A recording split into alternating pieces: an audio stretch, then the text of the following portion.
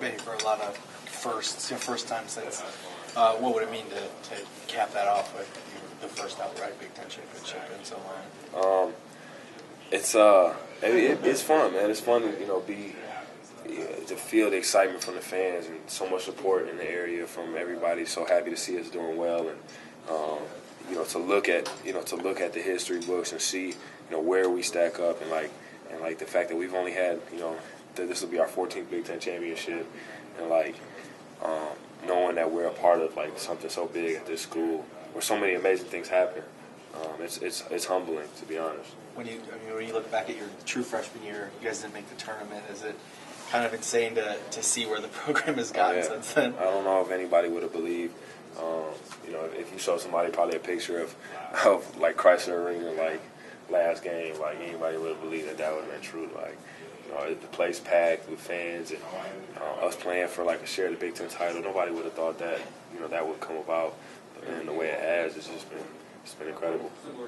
We hear so much, obviously, about Tom Izzo and everything he's done over at Michigan State, but this program has just come so far under John Beilein. What's been your experience with him, and just tell us about him as a coach?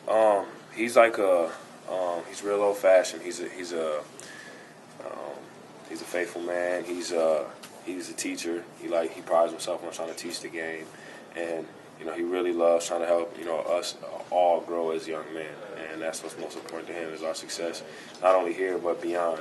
And he values the process so much and just how we go about things, not just the result and what we accomplish. So. And he talked about it being so important, like you mentioned earlier, the lack of any drama or anything in the locker room or the program. How much of that has to do directly with him and how you're not going to see him in any headlines. It's just he's a straight, clean-cut guy. He's a family man, and that's just the kind of guy he is. You were talking a little bit about the importance of winning it outright and sort of the historical place in the program and all that. Is that something that you use as motivation, or do you try to put it out of your mind so it's not a distraction? To be honest, I don't like to let that stuff factor into my motivation.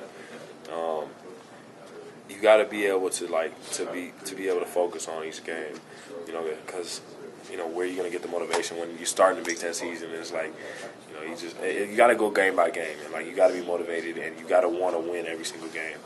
And when you do that, and you have that approach to game by game, things like this happen where you look up and all of a sudden you gotta share the Big Ten title and the possibility of taking it outright. Is that something where every player has to have sort of their own approach to it, or do you kind of try and direct them into a certain way with that? That's our approach as a program. That's been our approach for since I've been here. It's just one day at a time, one game at a time. We take every practice. And we try to get better every day. And then when it comes to games, every single opponent we take very seriously. We take every game seriously. When you guys talked to them on the bench at the end of the last game and said no celebrating, you and John said that. We're not going to celebrate this the same way as an outright title. Right. I didn't plan on celebrating. I didn't say anything, but I wasn't. It wasn't in me to celebrate. I was just. First off, I didn't realize that we had one to share. Okay. And second, it was just. I don't know why we would celebrate, to be honest. I just think we got more work to do, and celebrating now would just kind of be we're done. Is that kind of a lesson you learned maybe in 2012 a little bit, because there was such a sense of accomplishment around here? You could say that. You definitely could say that. But I just know what we have ahead of us, and we have still more goals laid out in front of us that we want to accomplish. So for us to have any sense of satisfaction at this point, it would be nothing to hurt us. Jordan, you were asking about not having distractions and things like that. You've been around a lot of groups of guys and teams and things like that, but how do you measure that in terms of level of importance for a team to have success? Is not having the kind of petty stuff that builds up, whether it's off the court stuff or whether it's guys not getting along, whatever it might be. And I don't remember the last time we had something where Coach B had to punish somebody.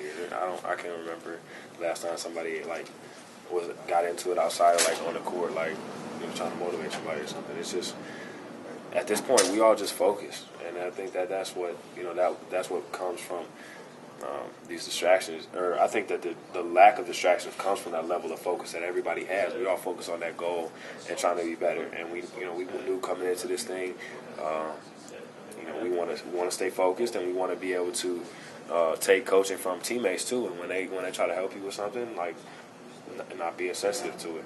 And so guys do a pretty good job of that, and just trying to listen to what guys have to say. But that focus that we have on achieving our goals is like, that's what keeps us from getting in that type of trouble. Is that surprising for such a young team? Yeah, I mean, yeah, if you look at it, it probably is. Our team is obviously very young, throughout, but with just two senior and a junior, it's like, it is pretty incredible how focused the whole team is throughout on our goals.